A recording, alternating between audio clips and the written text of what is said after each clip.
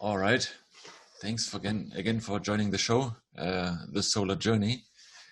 Today we have a new guest, Stefan Krauter. Hello, Stefan. Hello. Hi. How are you? Yeah, thanks for joining. Let me just start with outlining your CV, which is actually quite impressive, and it's going to take a little while. But it was too hard to cut out things because I think it all adds to the personality. Who you are. So you studied electrical engineering a long time ago, just like me, I guess. Yeah.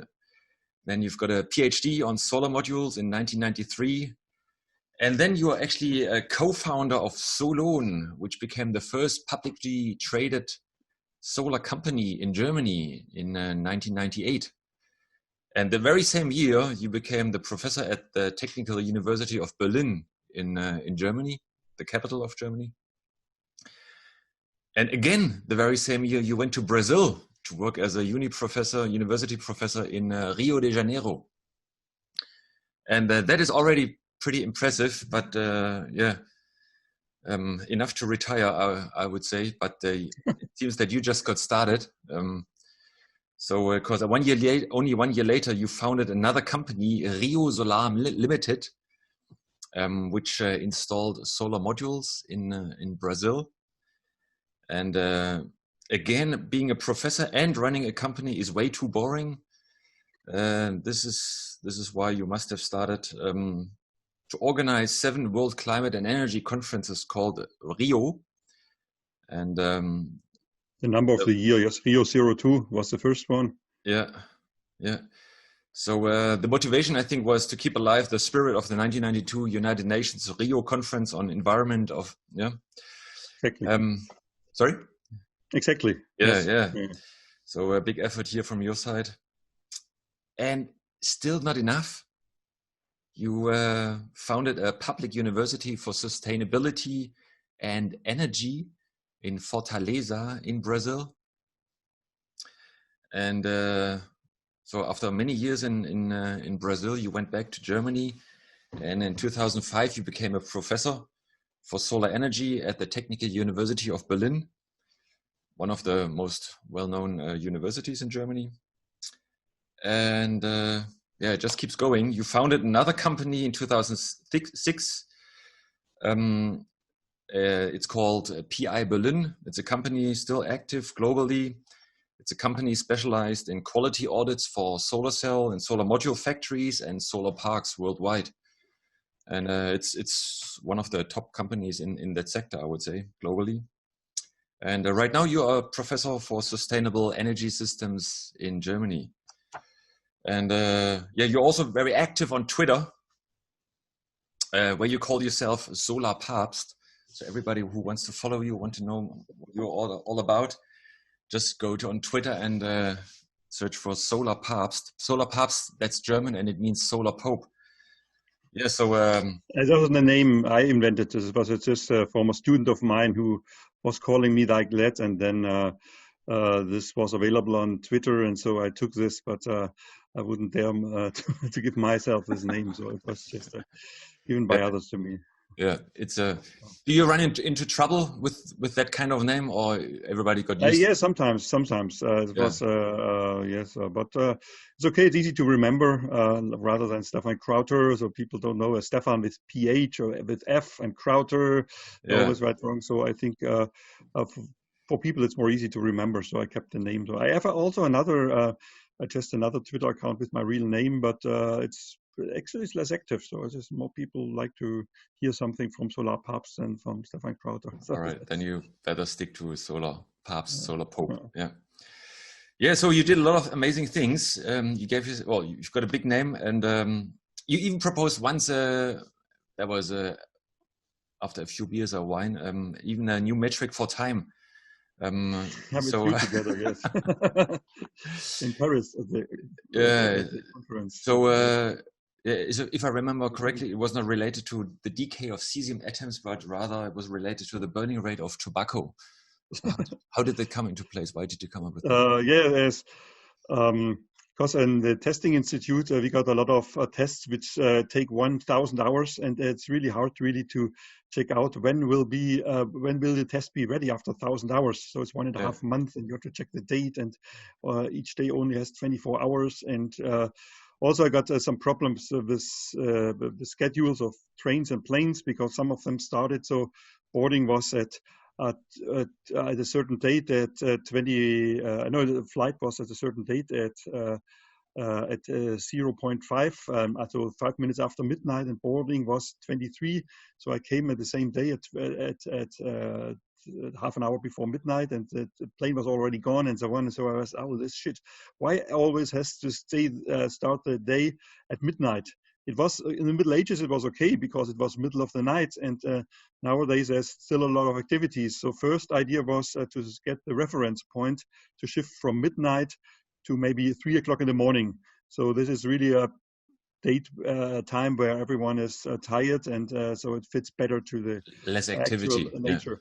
And then the other idea was just this 1 hour. 1 hour is a little bit unusual. We cannot do either it's too long to wait for 1 hour. It's really if you miss one ICE train and the next one is coming in 1 hour, it's not enough to go to eating, to go shopping, because it's a little bit, but it's always too long to wait and so on. And so this is a really not really human adequate time delay for in 1 hour, one time interval, let's say.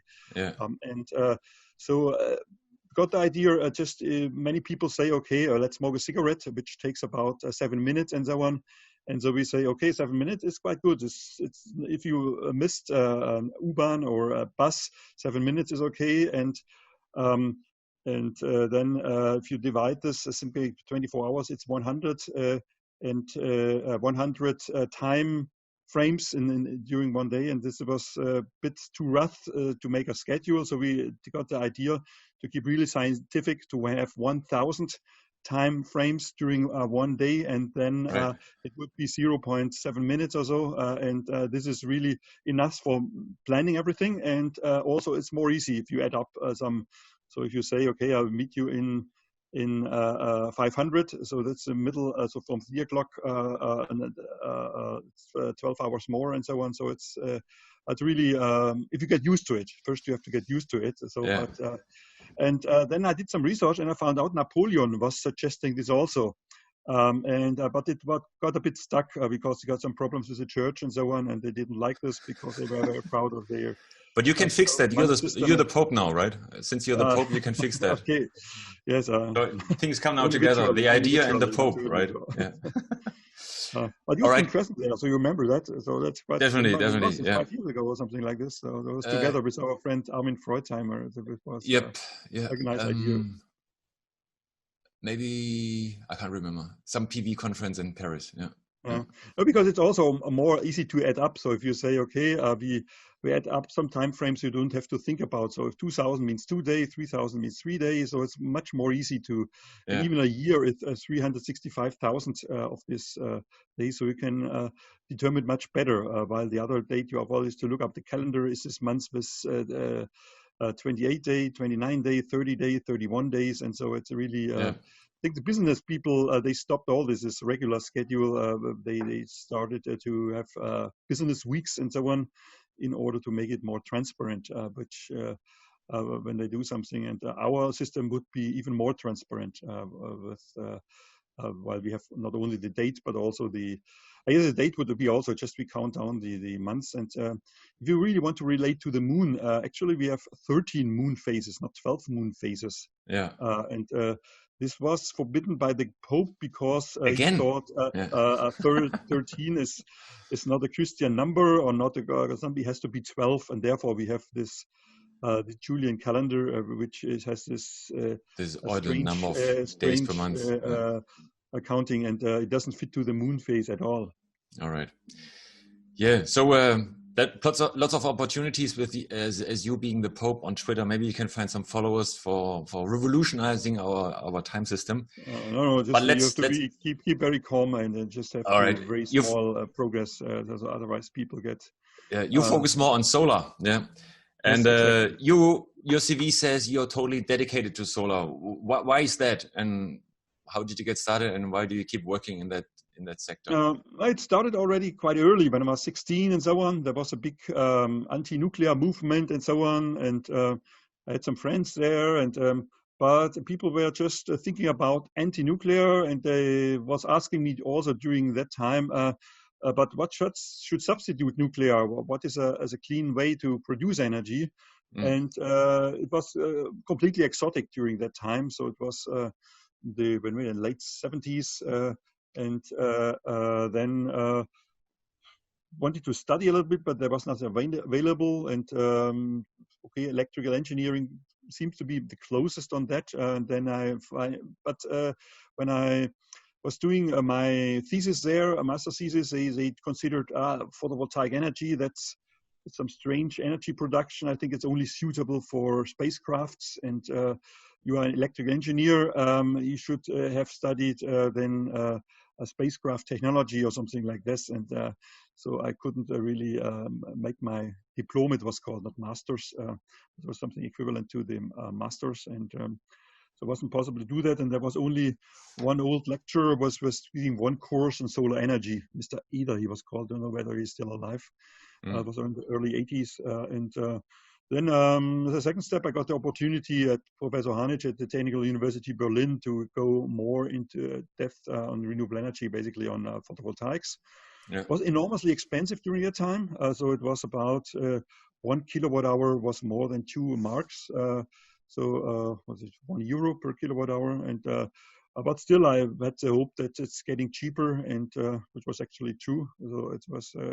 It got very much cheaper to nowadays. And if you see the latest development, I think was reading a tender from Qatar where they offered 1 kilowatt hours of solar electricity for 1.4 euro cent per kilowatt hour. So it's almost 100 times cheaper than it has been before. Yeah, it's a wonderful development. And you work in the academic sector, but you also founded a few companies, as I outlined in the beginning. So it was just first, it was only possible in the academic sector because there was no commercial use besides spacecraft or something like this for photovoltaics.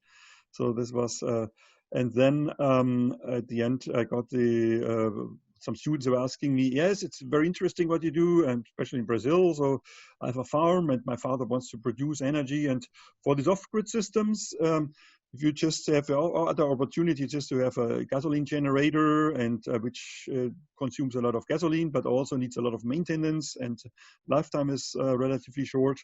So therefore, the photovoltaic already became competitive. And therefore, the students are asking me, for example, whether we can found a company to install it and to import the stuff. Still a big problem in Brazil to import stuff because Brazil thinks they can do everything on their own, and even a solar factory. But first, you have to create the market, and just have to have some imported products. This poses some difficulties. But at the end, we started to make some exemplarity projects. So with every project, we try to something new, kind of hybrid systems. There's also some farms and so on. They have a kind of grid connections, but very weak grid connections. So often electricity is sometimes there, sometimes not. And so they have to have an intermediate operation of the PV systems. So we have to put the PV into to a mode that we have off and on-grid systems. For example, this was not possible because there were no inverters which can do off-grid and on-grid the same inverter. So you had to buy 2 inverters. I think it was only 1 or 2 companies in the world which really were able to do that. But it's been enormously expensive. And so we just try to something and see where the lack in the market has been, and this was also a bit promoted in these conferences. So it was just a joint between academics, the industry, and the population and the politicians to see really where to go, because sometimes they don't listen a lot to each other. So they have all very kind of different ideas how to do this. And with these congresses, we try to find a common platform for them, just for the industry to present their products, for the consumer to see what's available, and ask the industry what's missing, and to give the guidelines to the politicians what has to be done. And this turned out quite good at the end, because one of my students, Johannes Kissel, he was just planned to stay for a practicum in Brazil, but then he got married and he's now since 20 years there. And he was then working at the didnt. And they made this legislation now in Brazil. This is very favorable, which is a true net metering legislation. That means you have can generate 1 kilowatt hour of solar electricity, feed it into the grid, and you get the same price you pay for your electricity you get from the grid. So it's just a real one-by-one value of your solar electricity. This makes it very easy to calculate, and also it's automatically inflation compensated. Because if there is inflation, electricity price goes up, so goes your feed-in rate. Or, the value of the produced kilowatt hours also goes up. Yeah. Yes, and that's much more favorable than the actual German fixed rate. K was good in the beginning because you get a higher rate than you paid for, but now it's vice versa. You can produce solar electricity for 9 cents and you get 10 cents, but actually you pay about 30 cents per kilowatt hour from the grid. And that's quite a lot. That's really not just because it's electricity. Okay, it's not always permanently available, but it's 1 kilowatt hour is electricity. Why you should get 3 times less than you produce for it. And this legislation took off in Brazil. I left already, but due to the efforts of Johannes Kissel, this was successful at the end. And this is still in place in Brazil? Yeah, there's some. Johannes Kissel, meanwhile, last year or 2 years, 1.5 years ago, he went to Bolivia, also GTZ, with a similar approach there that they implement the net metering. So the opponents are saying, okay, you don't pay something for the grids, and they want to have some grid tax. So it's not completely a true one-by-one tariff, but still quite favorable. So you don't pay a lot for the use of the grid. Yeah. I have to admit, on the other side, that in Brazil it's very favorable because if there's a lot of sunshine, people use a lot of air conditioning, and so it fits very well to the consumption curve. All right, you get which is a bit of a problem in match Germany. between so production and consumption. Sunshine in winter, and we don't have a lot. We have most consumption winter. In Yeah. Brazil, it's the other way around. We have most consumption in summer and most consumption during midday and the afternoon. Yeah. So in Brazil, the system is still in place, if I understand you correctly. The system, yes, it's still in place with some variations. But it's almost a one-by-one tariff, feed-in tariff there. Yeah. And but early before you went to Brazil, you founded Solon, right? Which first publicly traded solar company. How did that happen? How did you guys all meet? There's quite a list of founders. Quite a funny story. I was together sitting with my professor, Professor Hanich, in Berlin, discussing my PhD thesis and so on. I know it was already, I think, habilitation at that time, so it was second stage habilitation. The thing I have to think is, in order to get a university lecturer, you have to have a kind of second PhD in Germany. I think this only happens in, I think, a handful of countries like Switzerland, Austria, and France has this kind of thing. So habilitation is not a real translation for that, even in English. But so we are sitting together, and then some people came and say, okay, I heard during that time we wanted to found a solar center, which is a kind of mixture between a research center and just a public exhibition, and just to make solar energy more popular in Germany, or in Berlin specifically. And then Birgit Flore, Paul Bruno was not present at that time, but Rainer Lemon, and so they approached us, and coming to this meeting, which was also for habilitation and then about the solar center, and they asked when it's ready. We want to build a solar factory there, and then they don't know, it will take a long time, but the solar factory sounds interesting. What technology are you using, and so on, and they didn't have any clue. So Rainer was basically working on wind monitoring, wind power monitoring, and Birgit was importing coffee from Nicaragua, and so we are just open to that. And when I was first time in Brazil in 1994, I met Paul Bruno there, was really into the solar cell technology. I just and I said, oh, came from Brazil recently, and he didn't have a lot to do. And I said, I could put you in touch with him, and he can help you what technology you use and how you to set up really a factory on that. Finally turned out to be only a module factory, but anyway, it was quite helpful to put some technicians there, and also I participated. And but the problem was to decide, because then I got a call from Brazil whether they have a nice, well-paid 5 years contract in Brazil. Also met my future wife there, and so I couldn't really decide then between Solon. I decided finally, but it was quite a hard decision whether to stay at Solon and have this professorship in Brazil. Lastly, my PhD father, Professor Hani, said, come on, this is not lucrative, this solar energy in Germany, it never will become lucrative. I said, I'm not sure about that, but on the other hand, the professorship is something more, at least for 5 years, it was quite stable income and so on, and because this was not sure at Solon whether, because this was really kind of, so we jumped from a called Arbeitsgemeinschaft, so it's just kind of club where we meet each other and exchange idea. And then was the idea where to get money, and this was quite hard to get. And finally got the idea just to make a founding company. And this was while we all had all other more kind of alternative way of thinking. So shareholding companies was real pure capitalism and was really not so well seen. But at the end, it's actually a quite good idea if you want to attract money quickly, so you don't have to have new contracts. You can just sell the share and buy shares very quickly without making new social contracts and so on, which is usually the case if you sell shares of company and so on. If you go to the register and so on, so this was not necessary. And but where did we stop? Oh, this is now.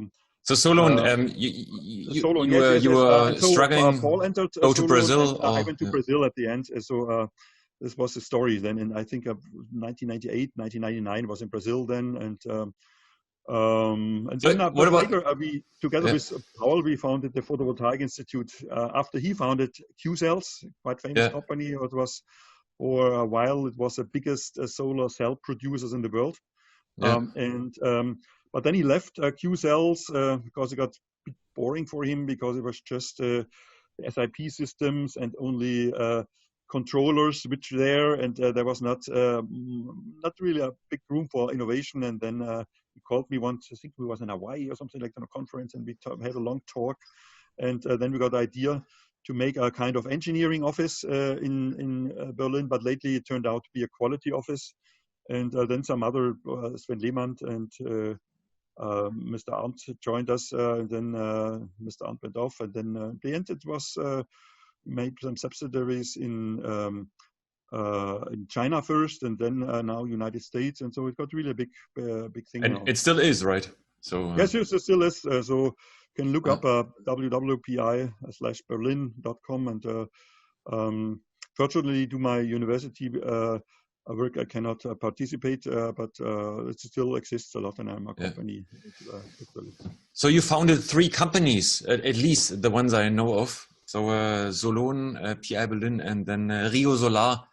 So I'm sure that also many potential founders are listening to this podcast, people looking for opportunities in solar. So what advice would you give them when you start a new company, because you've done this so many times? First you have to understand your product.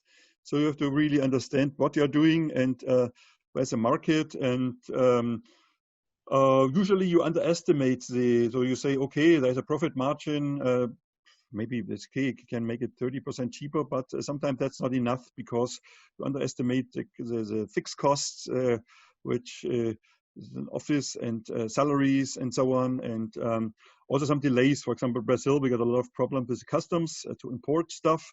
So it has to be, you have to get a certification to get into Brazil, and sometimes there's delay because there is some expected things like a strike and so on, and so nothing is done for the importation, and stuff like this. So expect the unexpected all the time. This is really big thing. And also with solar, and it was also not very lucrative in the beginning. So it was just started to take off when the feed-in legislation in Germany started. Before you have to really have a very long-term perspective really to survive, and have also some funds for that, because and also they come up. You have also competitors coming up. If you have a really good idea, and yes. So be prepared. Let's summarize that. So be prepared for the unexpected. Yeah. Yeah. So PI Berlin is still running. Solon unfortunately didn't make it like so many other companies. Just like one of my companies I was involved with. So why did so many solar cell producers, solar module producers in Germany fail? What's your take? Because you were heavily involved in that, and you followed it everything from start to end. One is inclined to say, right? Yeah. No, as I've been mentioning at the beginning, it wasn't really lucrative because it was still far away to be competitive to the grid electricity prices. Off-grid systems, it was already, like in Brazil, it was already competitive. So let's add at the years about 2000 or something like this. 2000, okay, yeah. Yes, and but fortunately, in Germany, there were some quite good politicians, Mr. Fell and Hermann Scheer, who really got the idea we have to have make a help for because this technology is good. Solar energy is available everywhere, so it's not also the political implications involved with the fossil fuels that you have to have. Be very nice to Saudi Arabia because they have the oil. And it's really strange for democratic countries. So they have to be nice to Saudi Arabia, which is not democratic at all, because they depend on the oil. So with the independency of oil, you are not you can really judge more neutral in a way, just until in international relations and so on. So this is also another implication, which makes it really a political thing, not only a technical thing that we want to have a cheap electricity. And there was some, Mr. Scheer, for example, was working actually as defense advisor. So he's not really a solar guy. So he was working for a long time as the German Social Democrat Party as a defense advisor. And then he said, oh, with solar energy, we can solve many problems, and we have to help them a little bit. And then he got the idea we make a fixed feed-in rate to make it to give a perspective to the investors which want to implement solar power plants. So they know, okay, if I set up the power plant now, I give for 20 years, I give a certain rate. In the beginning was even 56 cents per kilowatt hour, and so I have some profit margin.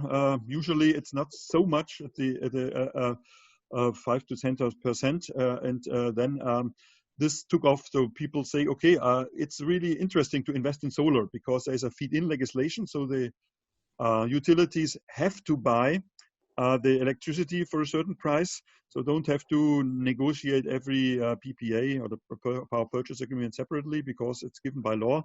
They have to pay me that. And there was also some people forget it, give a long-term perspective for the investors in solar factories. Because if you want to set up a factory, you want to know whether your product will be sold when the factory is ready. So you have this maybe takes 2 years, and then it adds to being still in operation, depending on the business plan, but maybe for 10 years or so, in order to recapture the capital you invested in that company. So you have to have a perspective of at least 12 years and this was not possible before. It was only possible due to this German feed-in legislation, which was then adopted to many other countries.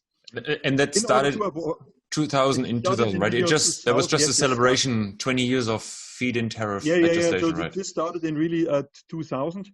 And then there's also a second mechanism which makes it also more interesting because there have been some funding initiative before, so you get just a certain amount of money to install your PV systems, and then people were not really eager to have a high energy yield from the system and really to invest in a sustainable way. But due to this feed-in legislation, which was then also that there was some degressive feed-in tariff. So if you would install a year later, then you only get 7% less of the initial feed-in tariff.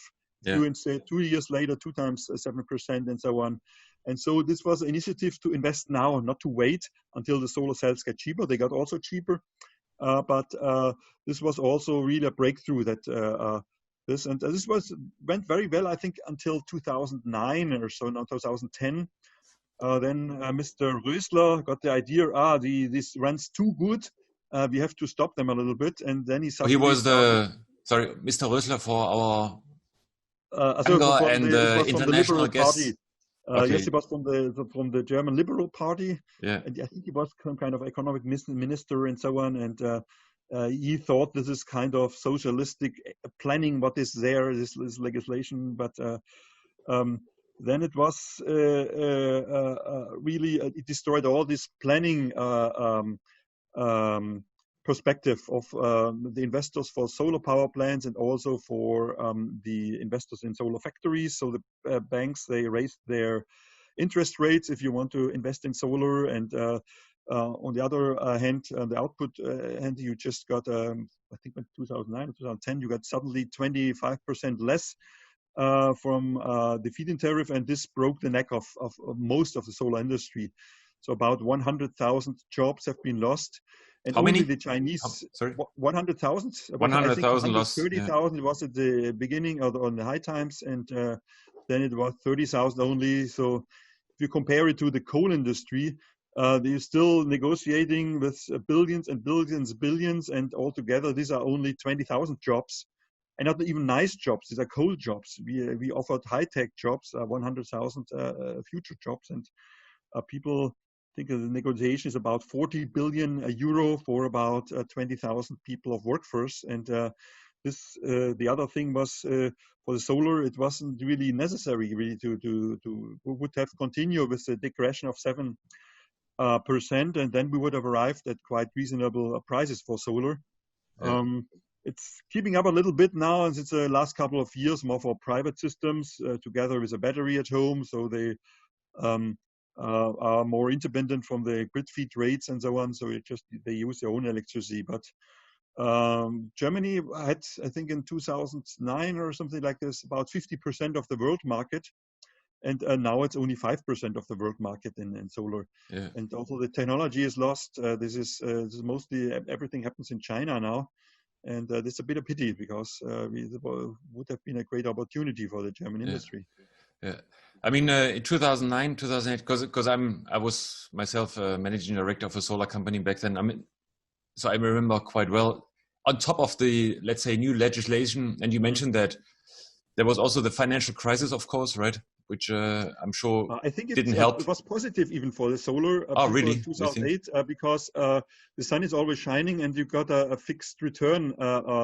So if you invest in another company, you don't know whether your output exists in 2 years because the company is not bankrupt, but the solar sun doesn't go bankrupt. So if you have a system in place, there would still be output of it. And electricity is always something of value. So it was a kind of certainty. So despite the financial crisis, solar companies broke.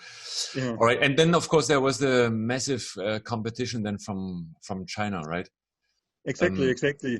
So there was an initiative for the German industry. Yeah. We have a fixed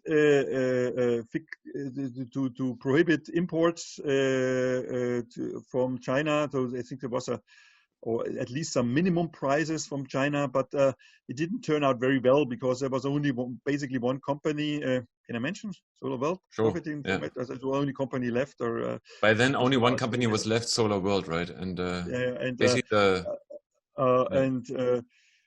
they probably the other already have been broke, and so it was first too late, and also it was not the right think because it didn't give the long-term perspective. It would have been more important to give a long-term perspective for the long-term feed-in rates rather than to have a minimum price for the solar modules, which is ridiculous. If you have some technology progress and you can make the solar cells cheaper and you would be able to produce solar electricity cheaper, why should you keep up artificially the prices?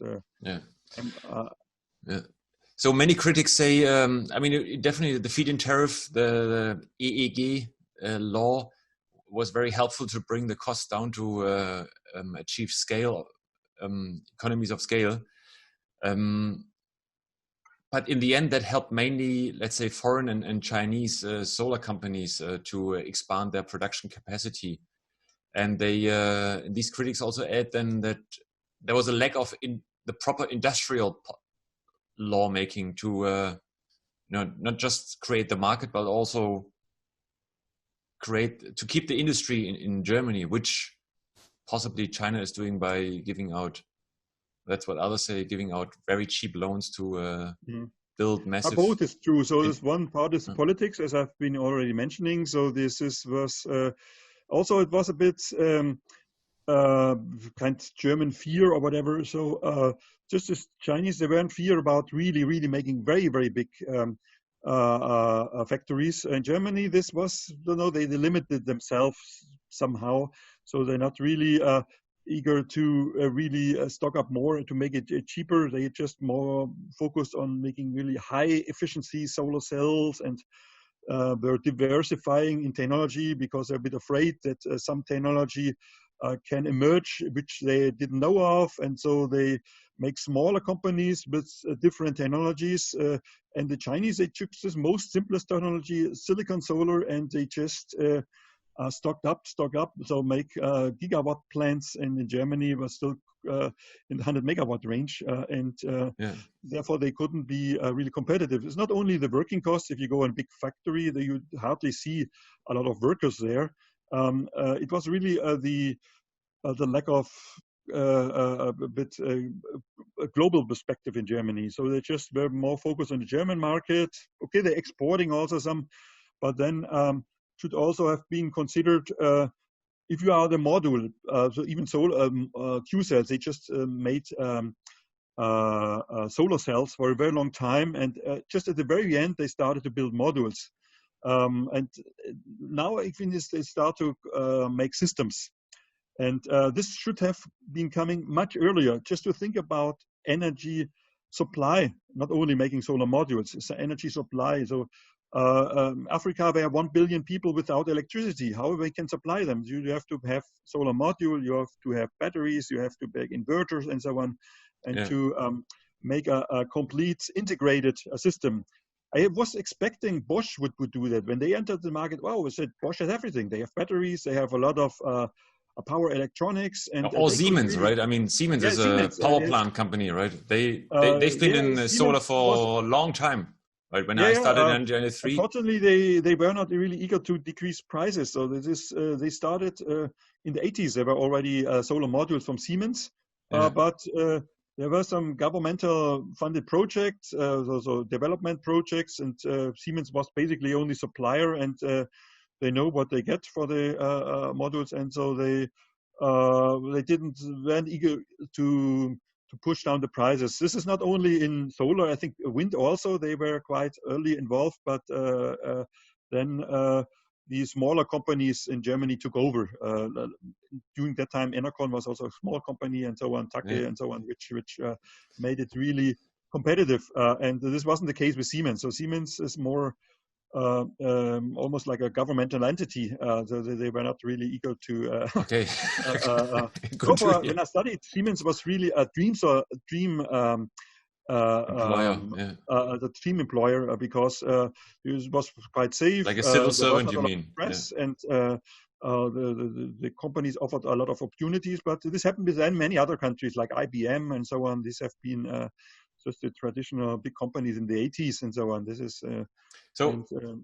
but I mean, it is surprising, right? I mean, I was in Ghana installing solar modules in 1996, and the only module what we got, was it Photowatt back then already? Maybe Photowatt, and there was Siemens, the M55 module, Yeah, right? yeah, but so Super for tiny, 1,000 euros or 55 something watts, like this, 1,000 55 marks. watts. Now we're talking about 500 watts. Mm. And they were the only ones. So they've been, and also the inverters were from Siemens. So you wonder why they didn't scale the business and why they are not the dominating solar company these days, right? Yes, they could have been. This was Why also do you think they the didn't? idea from Solon when we started Solon. I think the basic trigger was a study by Greenpeace during that time. They showed that's really possible to make solar much cheaper. What I think was by MBB at that time, Messerschmitt, Belko, Blom, this study. And they showed that it's really cheaper. And then people like Rainer Lemon and Birgit Flore came up, wow, we should do something about it. And so we are joining and then set up Solon. It's one of the first companies. It was Solarfabrik in South Germany. And they heard that we made go public with shareholding companies. They did it a week later, also quite in a hurry. But this really triggered the thing. So if you show that's possible, before you think, there was Siemens, and you were a bit afraid of competing with Siemens and so on. But when the study was on the table, this was okay, that's possible. This is well researched, and why not? Let's risk that. And so this was really the trigger point of all the solar businesses in Germany. Before it was not really a business, as I told you. You are just, if you want to do for solar, you either go to Siemens or you go to the European academic sector. This is. There was a phone ring, or someone's on the door. Delivery man's. So we were talking about Solon, how it all got started. It wasn't lucrative. Then we got the law, the EEG, and we were wondering why Siemens didn't enter. So Bosch, yes, because they got everything. Yeah, I mean Bosch did enter, but batteries and so on. Yes, but Bosch did enter, but quite late, and then they bought Air-Sol, and but it was a late stage, right? And then I think they didn't enjoy the business. It was too late, right? They entered for the solar modules, I was already mentioning that it's just not about solar modules. This is just is only one component of the electricity supply. And then the Chinese already focused on that, and then so it's very hard to compete against the Chinese with a component. The same with the cars. So probably the Chinese can make every component of a car much cheaper, but they are not able to make complete system like a car entire. Now they are, but let's say 10 years ago, this was just a dominance of the German car industry, that they can make even with Chinese companies, because a lot of electronics or stuff may come from China, even in German cars, but they are really good in the system engineering to make a good working system like a car, but would have been the same for energy supply system. This was missed this chance. Was asking some Bosch people, but so the Bosch solar people were not talking to the automotive people from Bosch, and so on. Was a kind of internal policy which why they didn't work out. The technical opportunity was there. But they didn't see the chance because nobody else was doing it, and they didn't want to be the first, probably, or something like this. Yeah. Also in Brazil, you see you see Bosch air conditioner standing close to a Bosch module, but they don't fit together. So if you say, okay, I want to power my Bosch air conditioner with a Bosch solar modules, there was nothing in between. And no, you have to feed into the grid, and then you get the electricity from the grid and put it in your very, very strange things, which they could have easily solved. It's a pity. So you think a more holistic approach, total system engineering, would have helped to protect the market share and move on. Yeah. So you mentioned when you started, the price for solar cells was insanely high. It wasn't even a product, right? It was just an R&D idea, you could say, and then the prices dropped dramatically due to the economy of scale. What's the share of solar energy these days in Germany? Can you tell? Well, these days exactly, so it's really high because we have a very nice, good weather period, and so we have some days, middays, so there could be up to 70% share of solar power. But for electricity demand. Yeah, for electricity for some hours. But if you see over the year, it's about 7 to 8%. So 7 to 8% done by solar. Winter we have much less, and Yes, and if you go to energy transition, we have to think, right? We have to think also about mobility, about heat, and so on. So we have to do the sector coupling. But while the price of solar is so cheap now, so even in Germany, you can make solar electricity if you go to large scale in the vicinity to 3 to 4 cents per kilowatt hour. This is very competitive against all other energy options, especially if you take into consideration the CO2 tax, which will be in power, I think, next year, which is in the vicinity of 30 euro per ton. That is equal if you have a coal power plant, a lignite power plant working, which makes 1 kilowatt hour of lignite just 3 euro cent more expensive per kilowatt hour. And then you have a solar well below that value, and this makes solar really competitive. Yeah. So what is required? So now solar is at 3-4 cents in Germany. Right in the beginning, you mentioned in regions with a lot more sun, like Saudi Arabia or Qatar. I think you mentioned 1.4 cents per kilowatt hour. Yes, you're already talking about 1 cent. That's dollar cent or euro cent, or that's? I think it was euro cent. This was the last publication. And also in Portugal, for example, there was one tender with 1.5 cent per kilowatt hour. So we don't have to go as far as Saudi as Qatar. So the last tender was, and this was a euro cent. But if you go more south, there's be more. If you go to South Africa, you still have about 10% more irradiance than Portugal, or even 15% more. That means it almost gets 15% cheaper there, and this hasn't been explored yet. So it's just some kind of countries, they see these opportunities and they invest a lot and make good tenders and have such low prices, which is really cheaper than everything. If you're just burning gas, just thermal energy is more expensive than is electricity for 1.5 cents per kilowatt hour. Yeah. So if you agree that CO2 needs to be the emission of CO2 needs to be avoided, then obviously gas and coal is not an option.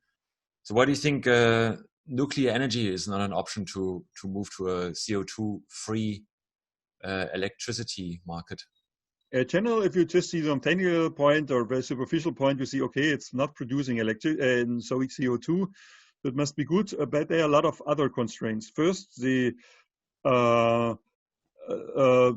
problem with the waste, so it's no final waste storage. I think nowhere in the world. The Finns now say they will have something like this. Then also from the supply of the fuel, this is 100% important. There's no uranium mine or something like that in Germany, so you're still dependent. And then from even if some countries which are able to control it very sincerely, the operation of nuclear power plants, there's always a nuclear option. This is I think France or England just started nuclear power because there was a military option for the for nuclear, and I think Brazil in the 60s they also started a nuclear program because they want to expect a nuclear bomb, and now they have a kind of military detector, or they are going on the way towards that. So how we would limit the amount of countries, why you should allow Brazil to have nuclear power and prohibit to Iran or something like this. There's no global solution for nuclear power. How is nuclear energy correlated to the military application? I know, because you can always modify they say, usually people say no, there are a lot of security systems which don't allow to use enriched uranium to build nuclear power if you only allow to a certain amount. But how you can really control that? You see it in Iran, it's really, really difficult to control all that stuff. And therefore, I don't see it as a global solution. And Iran is already quite civilized. If you go to some countries in Africa, government is changing every couple of weeks sometimes, and you never know what's going on, how you can offer them a nuclear power as an option. Yeah. This is, I think, called proliferation. This is a big problem I see. So it's not as suitable as a global measure to lower CO2. And last but not least is also the kind of operation you have of a nuclear power plant. If you have solar and wind and nuclear working together, so why should close down the solar power plants in Germany? it's not able to throttle down a lot. So nuclear power plant always must have a minimum load of 40% of its maximum load. Yeah. Below that's not possible to, you see it also even at negative electricity prices. Nuclear power plants never go down to zero. They're always working at about 40% of their value because it's technically not possible to, because they have to be cooled and so on. And so I don't see it as an option. This is a more technical point. Also, the other technical point is because we have many countries which have a vast extension. It's not only as tiny as Japan or Germany, where you can have some nuclear power plants and supply the whole countries. If you have large countries, for example, know a lot about Brazil, the distances are enormous. And even in Germany, the grid costs are now more than the generation costs. In countries like Brazil, it would be much more because the distances are much higher. So you have to spend a lot of money in the grid extension costs for some nuclear power plants. And you cannot install it inside the cities where electricity is most needed, as you can by solar. So you can cover all roofs inside the city with solar, and you have the electricity right in place. That's not possible with nuclear. So you have always to add up the cost for the grid extension and so on. And this is also often not considered. There are some protagonists which say, okay, nuclear is an option, but they don't go into these details. All right. So because it's one power plant produces just so much energy, you need to cover a large area, and then the grid costs really drive up the cost for the extra kilowatt hours. And also you have to secure the 40% of minimum load. They did it in Germany by offering some special tariff. So if you have how you call it, steel work or something like that, you get the electricity during nighttime much cheaper, about half the cost than during daytime. Even for private households, if you have electricity heating, they give the electricity for half the price during nighttime. And this was in the 60s and 70s to keep all the very big lignite and nuclear power plants working at their minimum load.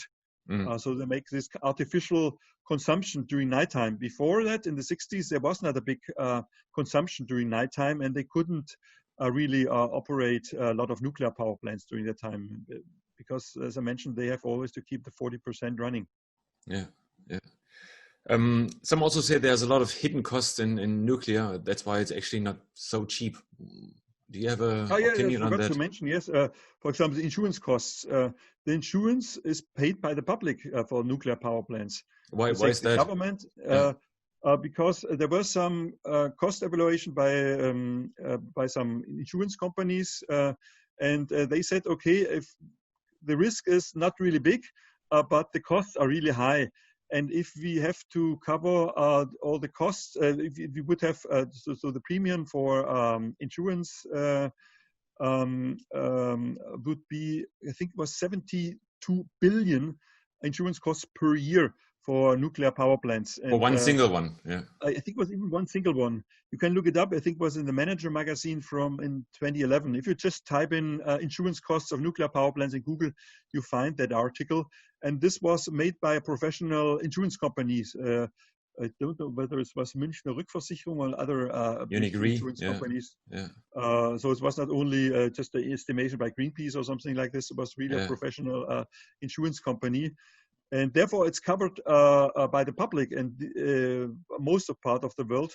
And these are not many people are aware a lot. This is a big subvention because they say always only solar is subventioned, nuclear is really cheap. And if you just go away from these hidden costs, also the security costs. This is also a thing. Before 9/11, nobody was thinking about that a passenger airplane could crash into a nuclear power plant. So the nuclear plants are only safe to small jet fighters to crash into them. They are not capable to withstand impacts of large passenger airplanes because nobody expecting that could happen. And there was also a big study in Germany, and they found out that not a single nuclear power plant in Germany would withstand a 9/11 attack. So it's really not safe. You can argue what's the proportion, and it's can make a lot of statistics, but Yeah. it's really hard. And the risks are covered by the government, and this is no other technology has that. If you just operate a wind power plant or a solar power plant, you have to be responsible for the power plant, the damages it may cause, and you have to pay the insurance companies Insurance, yeah, to cover that. So from your words, it sounds like it's the super obvious choice to go solar, to go wind, to maybe go biogas or hydro, maybe in combination, and I guess also add some storage to compensate for the fluctuation in the production of energy from solar and wind. So why is not the whole world running on 100% renewables? Why just 7% in Germany solar, and why is not every newly built power plant solar, wind, biogas, hydro? Why is that, right? Even if, particularly if it's not only from the environmental aspect, but also from the cost perspective, because you say it's cheaper. What's stopping the whole world to go renewable? So, if you say it on a global perspective, most of the new power plants are renewables now. So more than 50% of all new power plants constructed on the planet are renewables. What's the metric for that? Gigawatts? What's the metric for the 50%? Is it gigawatts or kilowatt hours or?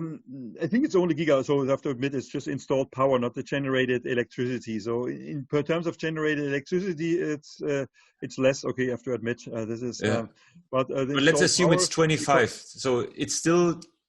25 is nice, right? But it's not 100%. So why is it not 100%, right?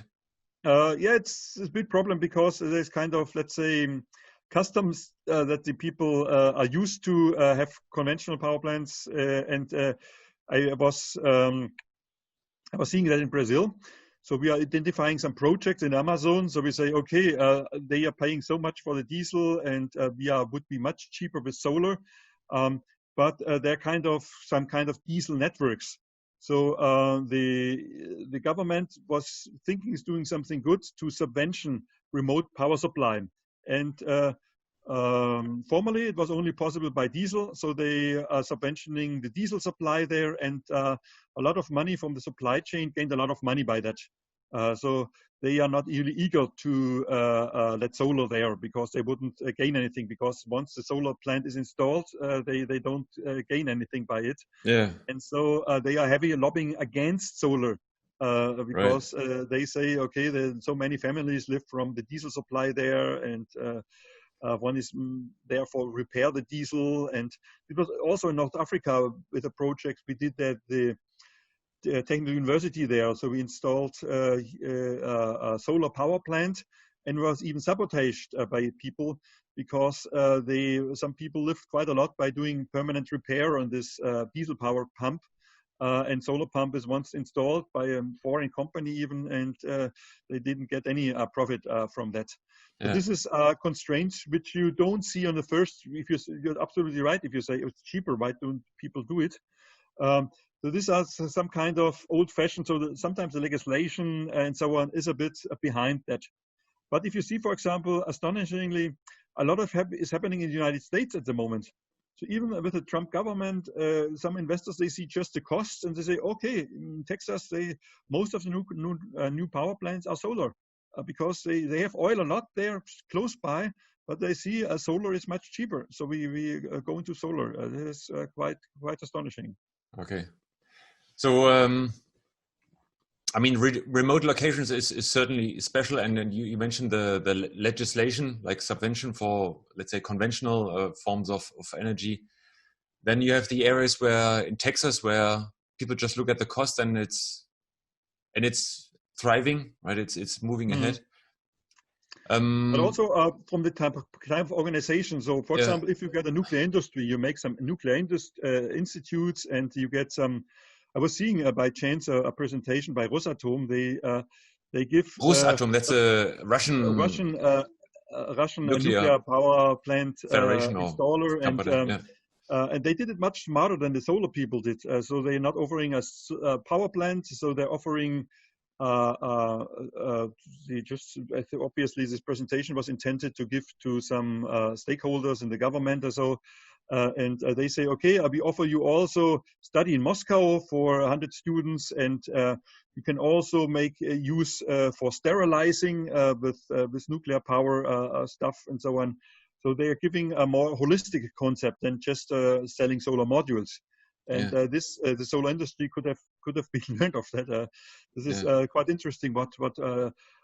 So they are just working around that to set up an institute, a research institute in the country, which is also quite good for the politicians, so they can open up a research institute and be proud of it and so on. This is not really happening in the solar business. So they just install the power plant and make it really cheap, and that's it. And all the surrounding stuff is not happening. Also, from the workers' perspective, the coal people are organized in unions, very strong unions, very traditional unions, and so they have a lot of power in the government or in the political area. Was here, I think Mr. Gabriel was once having the idea to close down the coal industry much earlier due to the CO2 emissions.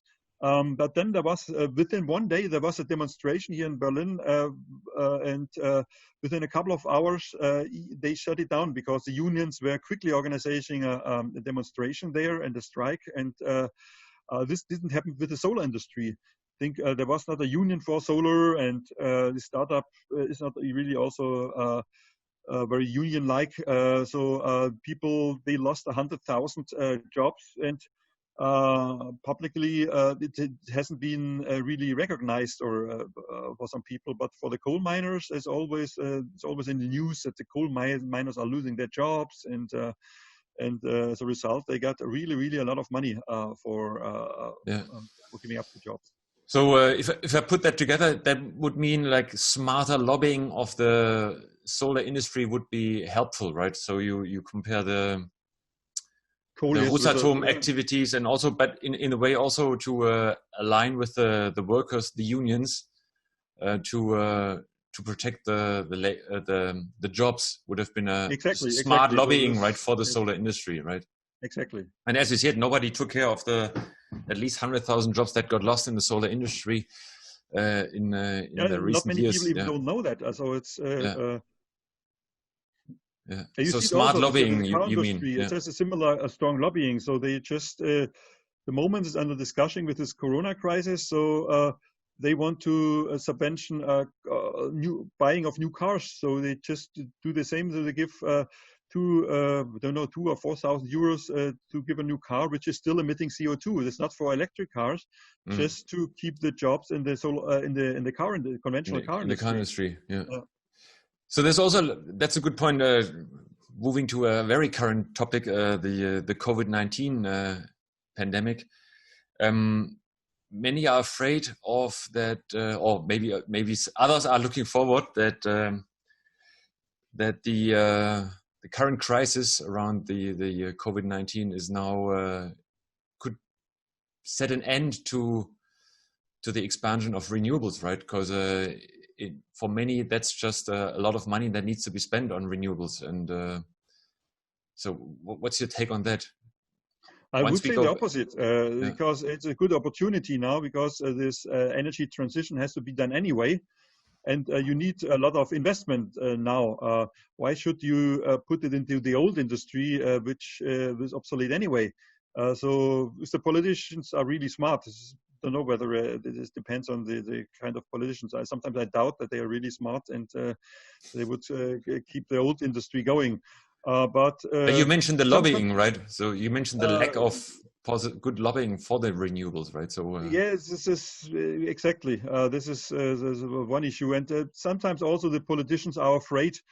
If you see the background of the politicians, they're not scientists, they are not engineers, they are just juristical persons, and juristical persons are relate to the existing rights and standards and so on. And so this is already a conservative element in the brain, which keeps sticking more to the old stuff. And in times of crisis, they so it could be, it's a big opportunity, let's say. So if we would have some innovative people in the politics that would say, okay, that's a good opportunity. We have to invest a lot, and why not doing in something useful?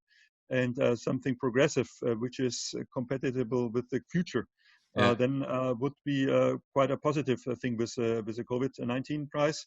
Also, from the other side, so what we have been always promoting, like we do now, video conferencing and so on, and it's good for the environment. If you don't go to conference, if you do video conferencing, the carbon footprint is much less now. If you're just using some watt hours now here to talk to each other, while we would have spent tons of carbon dioxide to go to a conference around the world. And hopefully Zoom is using. I see many positive things there, and it also shows me how quickly some things can be changed. This is showed that in a couple of days everything changed, and we saw with the energy transition it was really very slow that something can be changed. So the coal power plants can be switched off in 30 years only, and no, 2030, not 30 years only, but but in a matter of decades and so on. And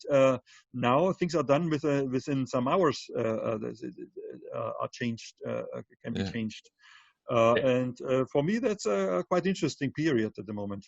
So it's you're right. I think humans are good in reacting on a real crisis. You wonder if the ecological crisis is big enough to make that change, right? Yes. Problem is the time delay.